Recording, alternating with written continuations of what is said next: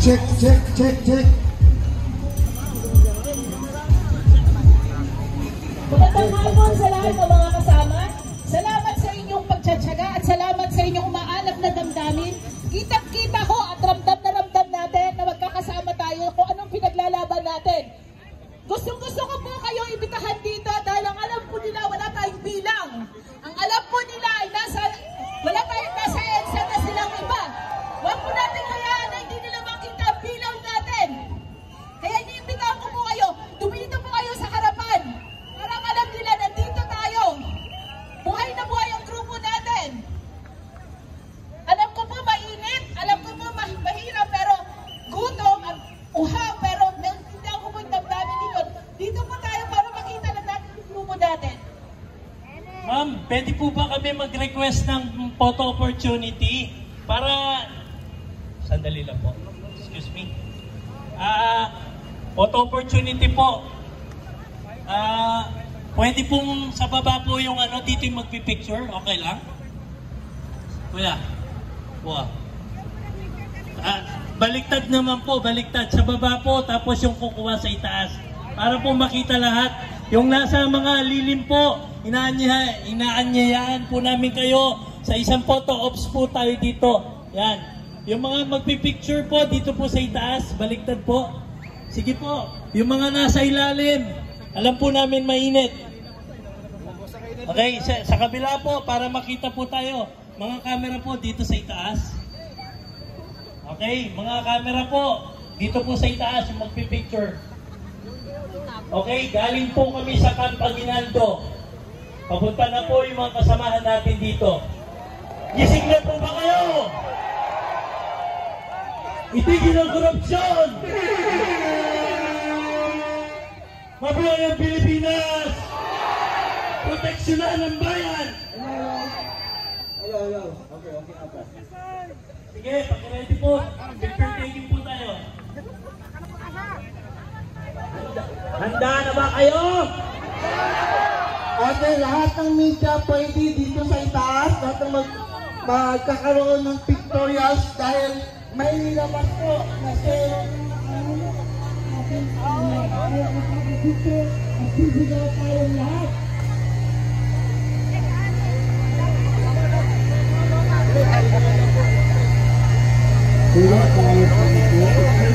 Wala yung mic.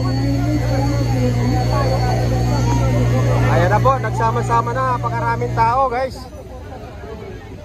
Ito na. Yung taga nasa Camp Aguinaldo ay darating daw po rito.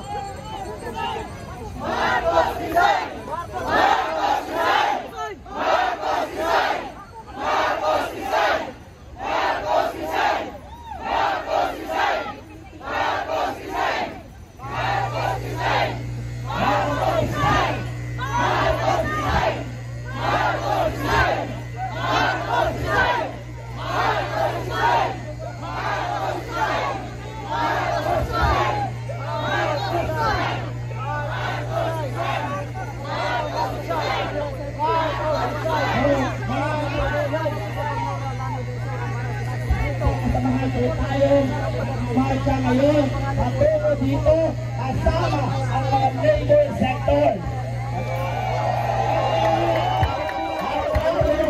Ay sama-sama ang harapin natin ito ang problema ng bansa natin ng magkakaisa at magkakasama tayo. Hindi tayo papayag na hanggang rally lamang tayo. Hindi tayo papayag na patuloy pa tayong papaikutin ng administrasyon ito.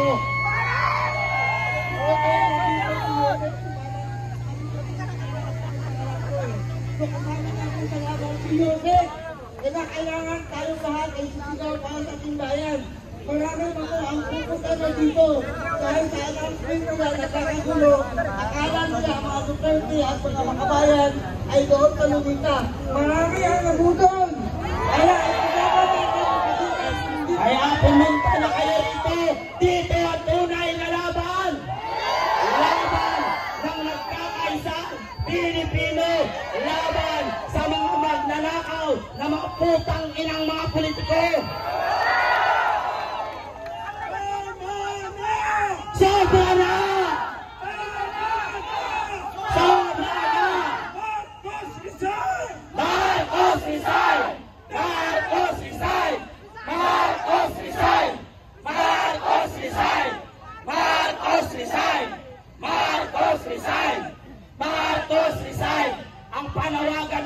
namin sa lahat ng mga otoridad ay hahayaan po natin ang mga ordinaryong Pilipino na ipagtanggol ang inang bayan ito. Kung hindi ninyo kaya, pues, itong mga ordinaryong Pilipino ang lalaban, pero kasama kayo sa laban na to. Ang tagumpay ng bawat isa ay tagumpay ng mamayang Pilipino. Ang laban na to ay para sa mga susunod na henerasyon, hindi lamang po para sa atin ito, kundi ang pinaglalaban natin dito ay ang dangal ng ating bansang Pilipinas.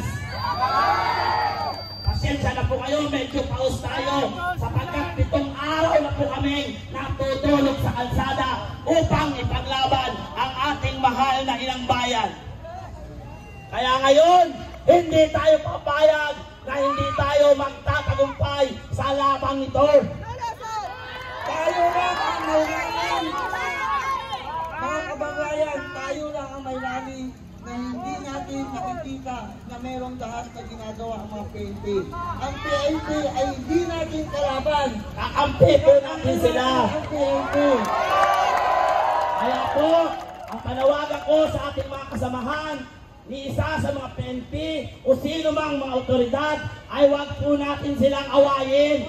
Bagkus ay atin silang ipagkaloob sa kanila ang ating hadikain. Ipamukha natin sa kanila na ang laban na to ay kasama sila. Ayan, ang kagalimutan po, gusto nila ibagsak ang PNP.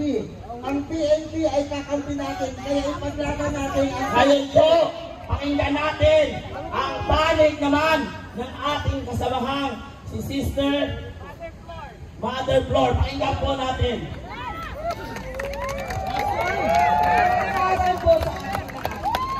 Ako po si Mother Mary Flor, ng Missionaries of the Divine Healer.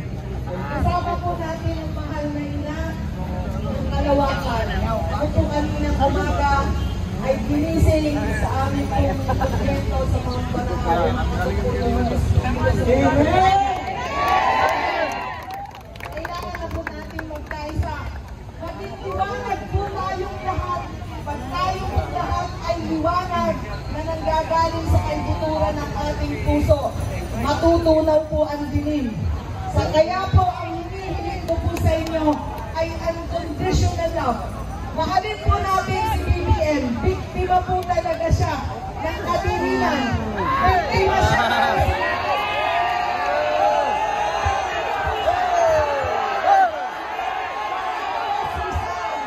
Galit sila, ayaw nila, ayaw.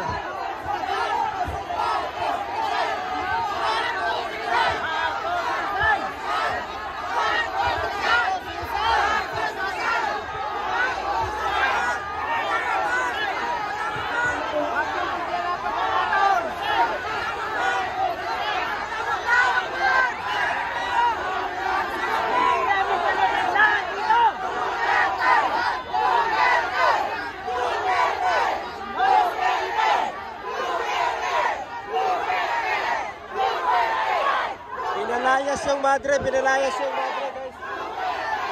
Pinalayas nila yung madre.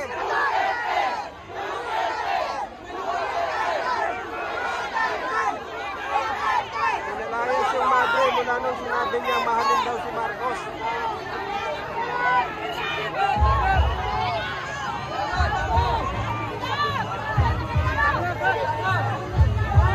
Nahalo.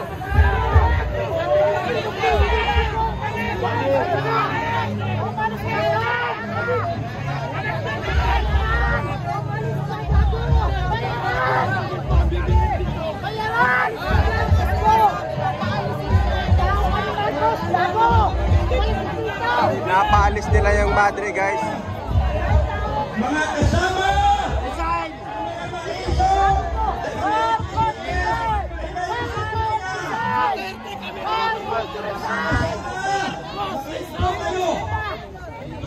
Puyugin yung ano, yung madre.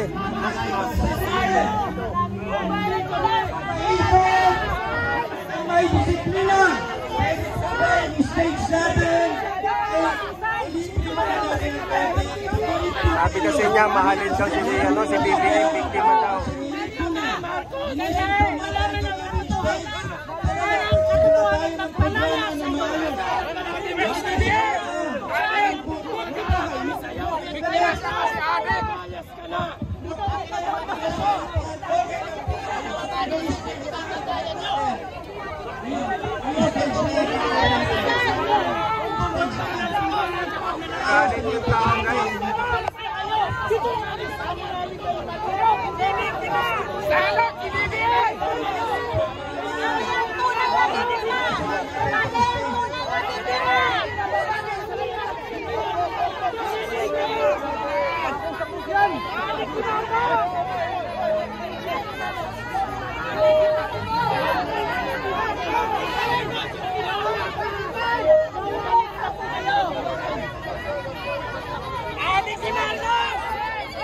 Madre, pinagtulungan na guys.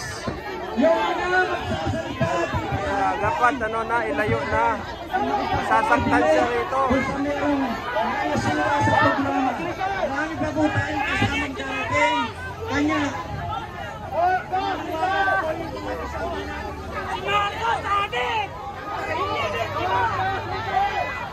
Tinuyog na siya, kukuyogin siya ng ano, ng taong bayan guys.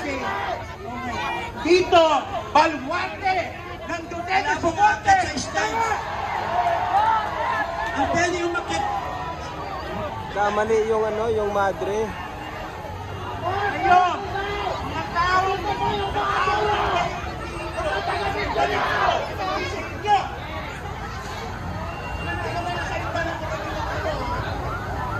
Wala, kukuyogin yung ano, yung matanda, kukuyogin yung matanda.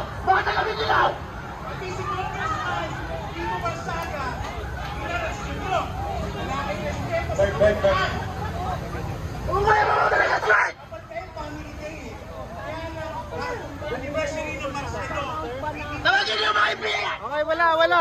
Okay.